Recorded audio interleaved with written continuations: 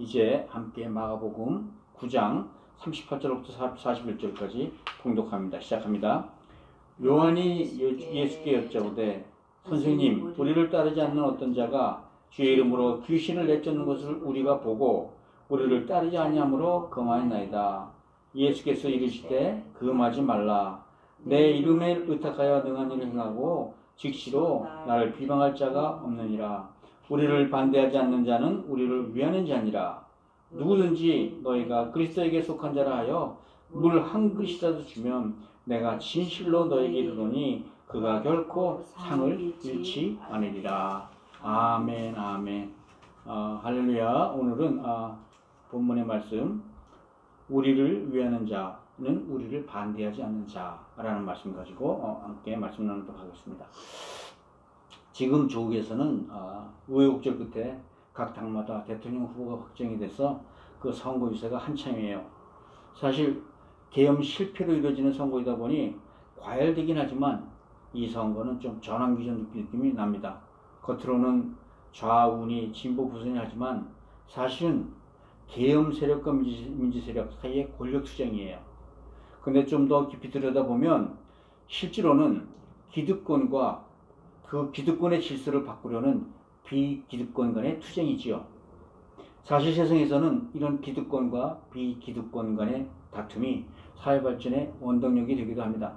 기득권이 권력을 얼마나 정의롭고 균등하게 사회 배분에 따라 사회가 발전하거나 퇴보하는 것이죠.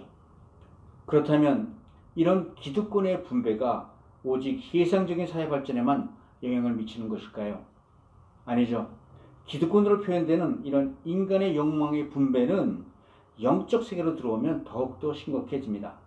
우리 교회 안에도 지금 이 시각 기득권과 비기득권 간의 투쟁은 날이 갈수록 뜨거워지지만 하잖아요. 쉬운 예로 요새 대형교회 목사들의 목사 세습이야말로 기득권과 비기득권 간의 뜨거운 감자죠. 그것뿐인가요? 따지면 헬 수조차 많아요. 세상 법정으로 끌려간 수많은 교회의 문제들.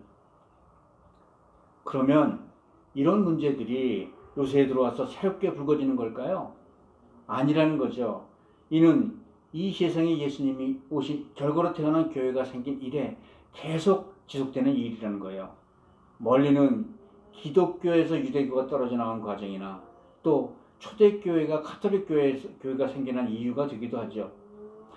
그런데 주위에서 보면요, 기독교는 그리스도의 영적 세계를 중심으로 한 신앙생활을 강조하는 데 반해 그 뿌리가 같다는 유대교나 천주교는 그들의 신앙생활은 모두 육적 세계의 안위에 초점을 맞추고 있잖아요. 이것이 바로 신앙과 종교의 차이를 드러내는 중요한 포인트가 되는 것이죠.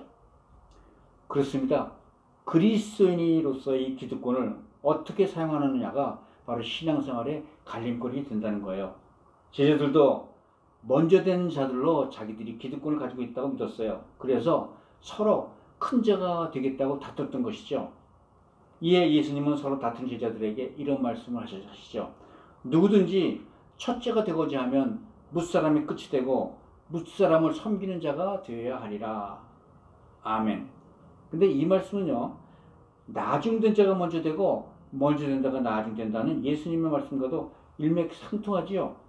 그래요. 이 말씀은 그리스도인들은 누가 먼저 그리스도인이 되었는지 그 서열이 중요하지 않다는 거야. 제 하나님은 그런 세상적 기득권에 상관없이 오직 그리스도인의 마음의 중심만 보신다는 그런 뜻입니다. 그런데요, 따지고 보면 이런 말씀은 제자들 입장에서는 듣기가 참 불편해요. 곧 유대 왕이 되실 예수님 덕에 자기들도 권세를 누릴 줄 알았는데 거꾸로 이제 와서 남을 섬겨하다니. 그러던 차에 한 번은 요한이 이상한 광경을 목격합니다. 자기들처럼 정식 12제자가 아닌 어떤 자가 예수의 이름으로 귀신을 내쫓는 장면을 목격한 거예요. 남을 섬기라는 그런 예수님의 말씀으로 가뜩이나 마음이 불편했는데 또 더구나 제자들의 마음에는 이미 변호사 나라에서 귀신 들린 아이를 고치지 못한 그런 실패감, 낭패감들이 남아있잖아요. 그러자 제자들은 갑자기 마음이 불안해지기 시작한 거예요.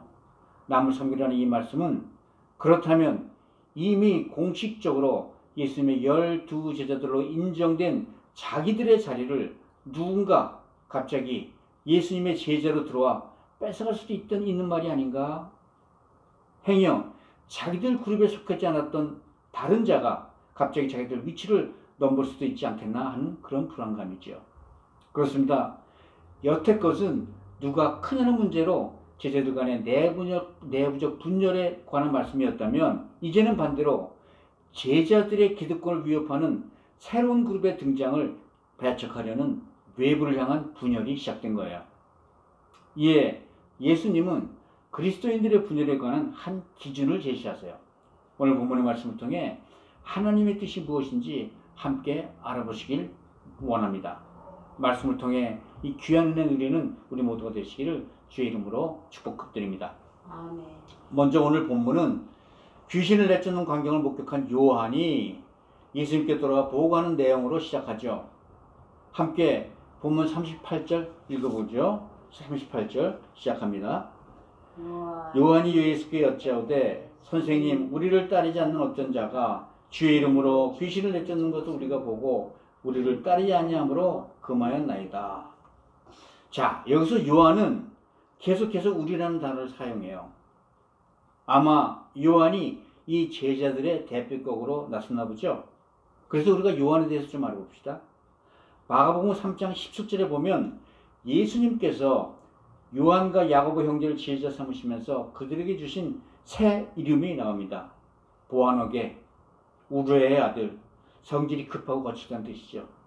또 누가복음 9장에 보면 예수님께서 예루살렘에 가시는 길에 사마리아 한 마을에 들려서 숙박하시길 원했으나 그곳의 사마리아 사람들이 예수님과 그 일행을 유대인이라 해서 받아들이질 않아요.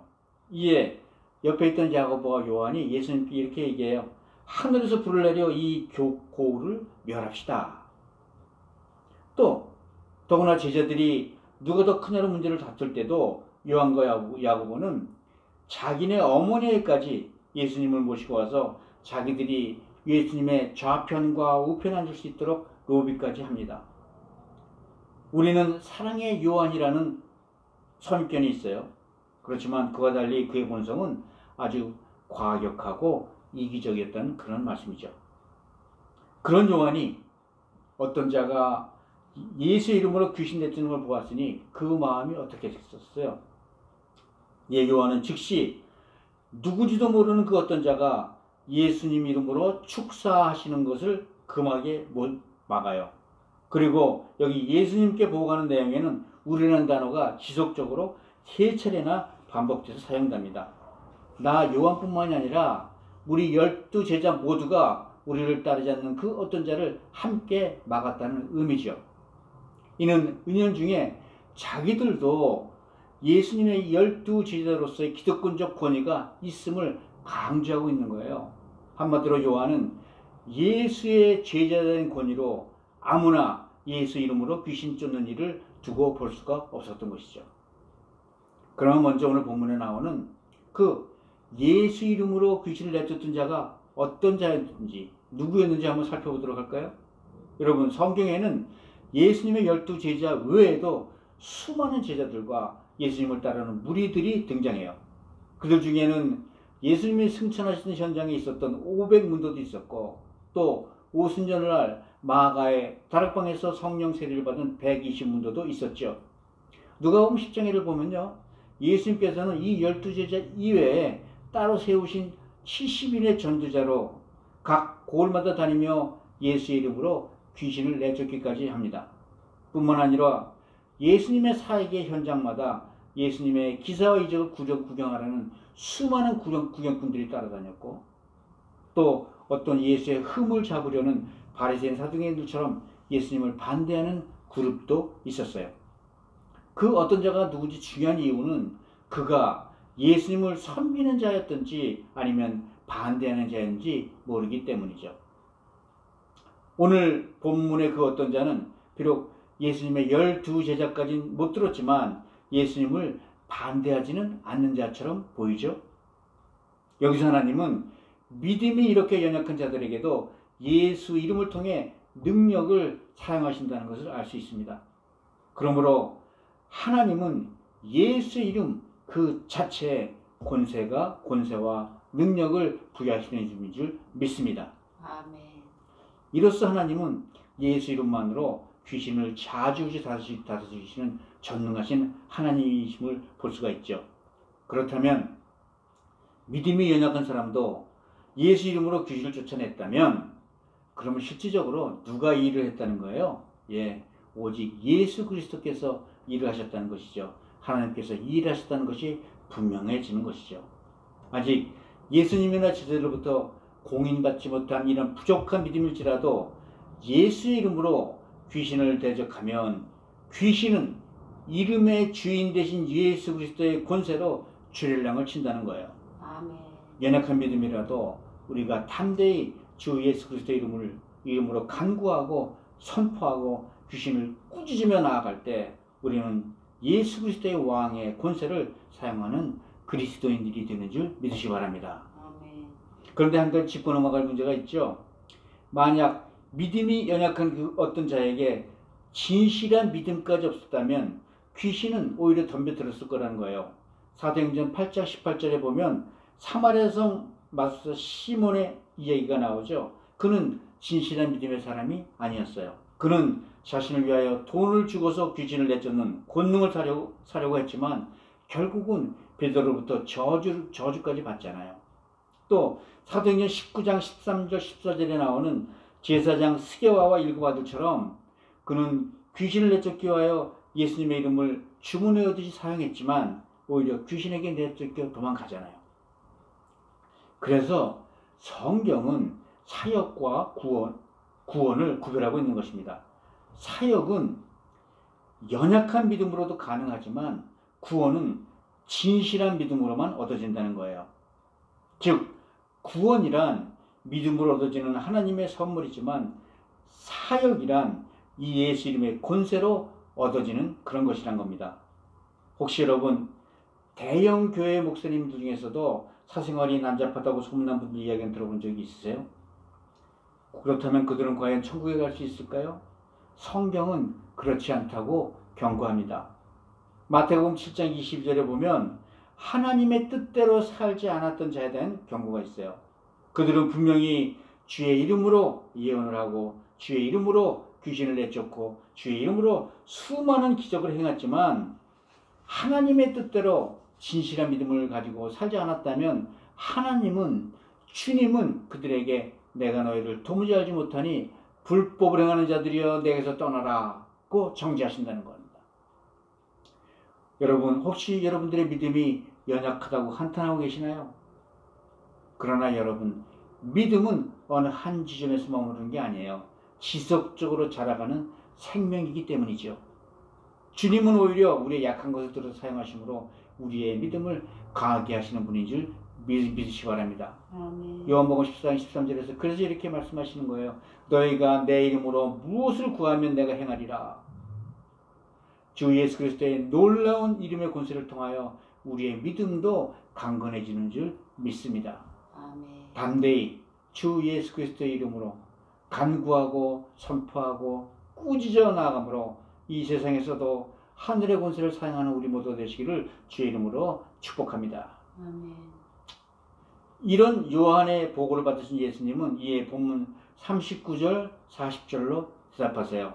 39절 40절 함께 읽습니다. 시작. 예수께서 이르시되 금하지 말라. 내 이름을 의탁하여 능한 일을 행하고 즉시로 나를 비방할 자가 없느니라.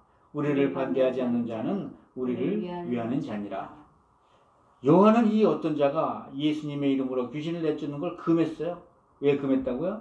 그들은 자기들만이 예수님의 제자라는 특권의식에 사로잡혀 있었다는 거예요. 성경을 보면 마태복음 3장 15절에 예수님 제자들에게 이렇게 말씀하세요. 너희들에게 귀신을 내쫓는 권능을 주었다. 이를 제자들은 예수님께서 자기들에게만 그런 특권을 주셨다고 믿었던 거죠. 그런데 제자들이 변호사 아래에서 귀신들의 아이를 고치는데 실패하잖아요. 이런 상황에서 이름도 얼굴도 모르는 그 어떤 자가 나타나 예수의 이름으로 귀신을 내쫓았던 거예요. 그들 마음속엔 그 어떤 자에 관한 시기와 질투가 폭발한 거죠. 요새 말로 텃세를 부린 거예요. 제자들 속에 도사리고 있던 이 기득권적인 특권이 그들을 편협하고 배타적인 사람으로 만들어버린 겁니다. 그런 제자들을 향해 예수님의 답변은 간단하고 분명하면서도 단정적이세요. 금하지 말라. 그리고 이어서 예수님은 두 가지 이유를 밝히시죠. 하나는 예수님의 이름으로 능력을 행한 후에 즉시 예수를 비방할 자가 없다는 것과, 다른 하나는 우리를 반대하지 않는 자는 우리를 위하는 자라는 말씀이에요. 사실 예수를 안 믿는 자들이라도 예수 이름으로 어떤 능력을 행했다면 그리고 나서 예수님을 즉시 비방할 이유가 아무것도 없잖아요. 예수 이름으로 귀신을 내쫓은 자가 뒤를 돌아서자마자 내가 귀신의 왕 바알세불의 힘을 입어 내쫓았다라고 말할 수가 있겠어요? 그러므로 그 어떤 자가 예수 이름으로 귀신을 내쫓았다면 제자들이 그걸 금해할 이유가 없다는 것이죠.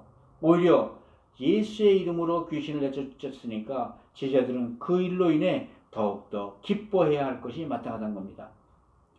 그러면 예수님의 제자들이 예수님의 이름으로 이렇게 능할 일을 행하려 하는 목적이 무엇일까요? 그들은 자신이 높음을 받고자 하는 걸까요? 아니면 이를 통해 예수님께 영광을 올리고자 하는 것일까요? 성경 빌립보서 1장에서 보면 사도 바울은 우리에게 좋은 예를 한 가지 소개합니다. 사도 바울이 복음을 전하다가 로마 감옥에 갇히게 되죠. 이 소식에 분발한 빌립보 교인들은 더욱 담대히 세상을 향해 그리스도를 전파하는데 각 그룹별로 경쟁까지 붙어요. 그러다 이 경쟁이 과열돼서 교회 내에서 투기와 분쟁으로까지 확대되죠. 이 소문을 들은 사도 바울은 참으로 심란했지만 결과적으로 그들은 그릇된 경쟁심에 불타서라도 자기를 높이려고 그리스도를 전파했으나 그것이 끝이 아니라는 거예요. 그런데 이에 대한 사도 바울의 반응이 빌립보서 1장 18절에 나옵니다. 그러면 무엇이냐? 거칠애로 하나 참으로 하나 무슨 방도로 하든지 전파되는 것은 그리스도니 이로써 나는 기뻐하고 또한 기뻐하리라.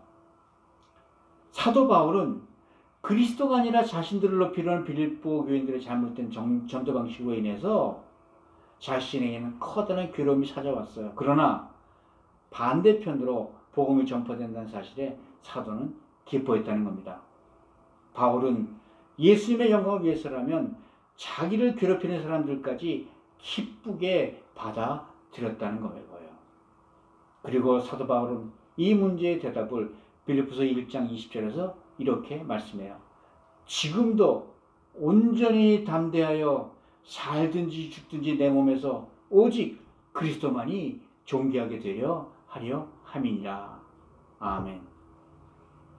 여러분, 우리의 기득권적 의식은 시기나 질투로 그 어떤 이들을 주 안에서 받아들이지 못하게 막습니다. 그러나 그 어떤 이가 예수님의 이름으로 능을 행했다면 우리는 먼저 그 사람을 우리 주 안에서 받아들이시길 바랍니다. 먼저 내 특권보다 그리스도의 영광을 생각하는 우리 모두가 되시기를 주 이름으로 축복드립니다. 아멘. 이어서 예수님은 이렇게 말씀하세요. 우리를 반대하지 않는 자는 우리를 위하는 자니라. 그래요. 예수님은 우리를 반대하지 않는다면 누구나 다 너그럽게 받아들이라고 말씀하시는 거예요. 그 어떤 자들이 우리의 주장을 따르지 않는다고 무조건 배타적인 태도를 취하지 말라는 겁니다. 말하자면 예수님은 제자들에게 자기들 주장에 따르지 않는 자들에게까지 넓은 마음을 가지라고 말씀하시는 거예요. 반면 어떤 자에 관한 제자들의 태도는 어떻게 했다고요? 우리를 위하지 않는 자는 우리를 반대하는 자다. 우리 민수기 11장을 보면 만나의 추락 이야기 끝에 이런 내용이 나와요. 하루는 모세가 백성들의 장로 70인을 모아 장막에 둘러세우자 하나님의 영이 모두 그들에게 임했어요. 그 결과 70장로 모두가 장막 안에서 예언하는 선지자 영을 받게 되죠. 그런데 공교롭게도 그때 엘닷과 메닷이라는 두 장로가 장막 안에 오지 않고 자기들 진영에 있었어요. 그렇지만 하나님은 그들에게도 영을 임하게 하셔서 그들도 자기 중에서 똑같이 예언하게 하시던 거예요. 이를 본 한 소년이 모세에게 달려서 그 사실을 고하죠. 그러자 모세를 섬기던 여호와가 모세에게 그들을 예언하지 못하게 하시죠 라면서 요청을 해요. 이에 모세는 민수기 11장 29절에서 이렇게 대답합니다. 모세가 그에게 이르되 내가 나를 두고 시기하느냐? 여호와께서 그의 영을 그의 모든 백성에게 주사 다 선지자가 되게 하시기를 원하노라. 그러니까 여호와의 생각은 이랬던 거예요. 우리를 위하지 않는 자, 우리 말을 듣지 않는 자는 우리를 반대하는 자다. 그러나 모세 생각은 이랬던 것이죠. 우리를 반대하지 않는 자는 우리를 위하는 자다. 여러분들의 생각은 어떠십니까? 이 사람은 이래서 안 되고 저 사람은 저래서 안 돼. 배타적으로 생각하면 우리 주위에 친구도 없어지고 적들만 생길 뿐입니다. 반면에 이 사람은 이래서 좋고 저 사람은 저래서 좋아. 너그럽게 생각하고 긍정적으로 받아들이면 내 주위의 적은 저절로 사라지고 친구들만 생겨나는 것이죠. 내 체면보다 먼저 주님의 뜻을 생각하면 주 안에서 수많은 동역자도 얻으실 줄 있으리라 믿습니다. 아멘. 우리 모두 내 중심이 아닌 그리스도 중심으로 살아가는 은혜 누리시기를 주의 이름으로 축복합니다. 아멘. 나가서 주님은 같은 그리스도인들끼리 호의를 베푸는 그리스도를 향해 특별한 선물까지 약속하십니다. 41절 우리 함께 읽습니다. 시작. 누구든지 너희가 그리스도에게 속한 자라 하여 물 한 그릇이라도 주면 내가 진실로 너에게 이르노니 그가 결코 상을 잃지 아니리라. 특별히 예수님은 예수님께 속한 자들에게 베푸는 친절과 도움은 꼭 보상받을 것이라고 약속하시는 거예요. 소자하나에게 물 한 대를 대접한 것도 상을 받는데 하물며 주의 이름으로 그리스도에게 속한 자가 귀신을 내쫓아놨다면 얼마나 더 큰 상을 받겠냐는 거예요. 우리를 반대하지 않는 자들, 더 나아가서 우리를 위하지 않는 자들, 그 어떤 자들을 하나님의 사랑으로 대접하기 위해서는 우리가 우리의 마음의 기준을 넓혀야만 한다는 것이죠. 여러분, 마음을 닫으면 가까이 있는 아내도 자식도 품을 수가 없어요. 요즘 신앙생활을 그래도 오래 했던 사람들 보면 저마다 특별한 내가 복음을 가지고 있지요. 그러나 내가 아는 것, 내가 겪은 것, 그것만이 오직 하나님의 역사라고 믿는다면 이는 크게 잘못된 생각입니다. 이는 하나님의 한 부분만을 본 것이에요. 상대가 예수 이름으로 뭐 하는지는 보질 않고 자꾸 자기 방식대로, 자기 주문대로, 자기 믿음대로 하지 않는다고 비난하고 방해하고 금하는 자가 되어서는 안 된다는 겁니다. 거칠고 폭력적이던 요한도 자기 한계를 깨닫고 마음을 넓히자 주님은 그에게 새로운 길을 열어주세요. 요한은 요한복음 13장 34절 35절에서 예수님의 말씀을 이렇게 기억해요. 새 계명을 너에게 주노니 서로 사랑하라. 내가 너희를 사랑한 것 같이 너희도 사랑하라. 너희가 서로 사랑하면 이로써 모든 사람이 너희가 내 제자인 줄 알리라. 아멘. 우리가 하나님의 사랑으로 마음을 넓혀갈 때 그리스도를 반대하지 않는 모든 자들을 품을 줄 믿습니다. 아멘. 보아노게에서 사랑의 사도로 변한 요한처럼 하나님의 사랑을 잃지 않는 우리 모두가 되시기를 주의 이름으로 축복합니다. 아멘. 말씀을 맺죠. 사랑하는 성도 여러분, 여러분들에겐 우리 편, 남의 편이 얼마나 중요하십니까? 그렇다면 여러분들은 우리를 반대하지 않지만 위하지도 않는 자들을 어떻게 대하십니까? 이웃을 내 편 가리지 말고 오직 예수님의 눈으로 바라보시기 바랍니다. 오늘 주님은 주 이름으로 편 가리지 않는 사람들에게 베푸시는 그 물 한 잔을 바라보고 계십니다. 그리고 편 가리지 않고 물 한 그릇이라도 대접한 사람들에게 주님이 이렇게 말씀하신다는 거예요. 내가 결코 그 상을 잃지 않으리라. 아멘. 사랑하는 성도 여러분, 이웃을 향해 주의 이름으로 행해진 우리의 작은 배려들을 주님은 귀히 여기십니다. 원수를 사랑하듯이 우리를 위하지 않는 자들에게까지 주의 사랑을 전하시길 바랍니다. 내 편 가리기 전에 무엇보다 중요한 건 우리가 예수의 이름으로 하나가 되는 것인 줄 믿습니다. 아멘. 우리를 위하는 모든 자들에게 우리의 마음을 열어 영접함으로 하늘의 상을 잃지 않는 그리스도인으로 되시기를 우리 주 예수 그리스도의 이름으로 축복드립니다.